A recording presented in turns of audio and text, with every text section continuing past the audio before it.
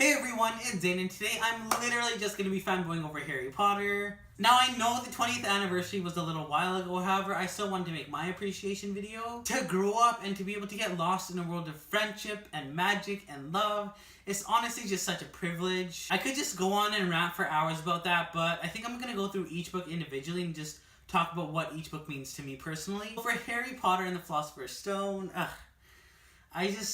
this book will always be so important to me, and not just because it's the first book in the series or because it's what started it all or anything like that, but because this was actually a gift from one of my friends. Basically what happened was, last year I went on a bit of a book buying binge, which for book lovers is pretty normal, but for me it was like borderline unhealthy. I was like buying books that I didn't really need, or buying books just to like replace slightly damaged ones. It got to a point where the last book I needed was Harry Potter and the Philosopher's Stone in hardcover in this like edition. So my friend says, I knew you're just gonna keep on looking for it, so here, we'll trade. I'll take your paperback, you take my hardcover. And I couldn't even deal. I am so glad that this took place over text, or I literally would have just like friendship vomited all over my friend. I just could not contain myself. It was just such a nice gesture, and for that reason, I will always cherish this book more than any of my other books. So for Harry Potter and the Chamber of Secrets, this was a book that reaffirmed my whole the books are always better than the movies complex. I remember watching the movie after reading the book and just thinking, wait a minute, there's so much that's missing. There was like a lot of character development for Professor Filch, which you didn't really see in the movie,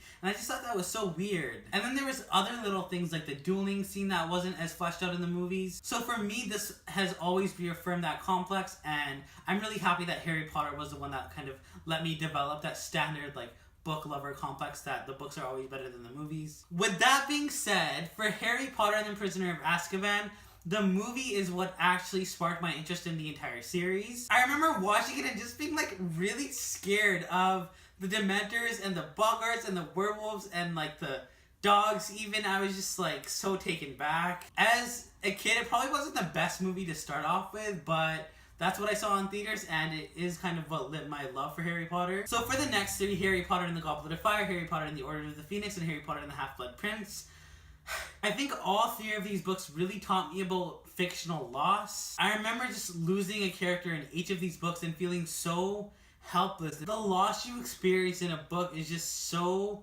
profound, and obviously I'm not trying to compare it to like real life loss, which is of course very different, but it can still stir a lot of emotions inside of you, and it's just like, I remember the feeling, and it's a feeling that you can't really describe or a feeling that you can replicate. And for me, I read them at quite a young age, so I remember just being almost confused at how it could happen, because the first few books, you know, there's not a whole lot of loss in them, but then as you go on, they get a little bit darker and darker. I'm happy though that books have the power to stir those kind of emotions inside of us. So for Harry Potter and the Deathly Hallows, this was the first book I actually binge read.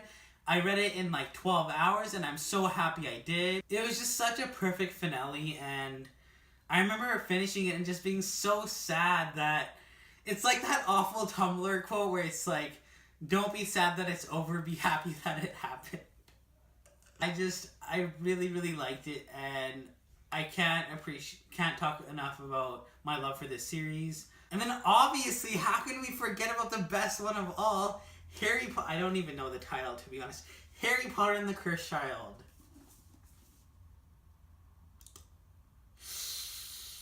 Thank you all so much for watching this video. I just, again, can't talk enough about how much I love Harry Potter. I'm going to be rereading these soon, and I'm going to be doing full book reviews on these books. I know that they probably won't get a lot of views, but I really just want to revisit the world and really want to just gush more about Harry Potter in depth, so I'll definitely be doing that. I post new videos every week, so if you want to be notified for when I post a new video, please be sure to hit subscribe, and I will see you soon with a new video.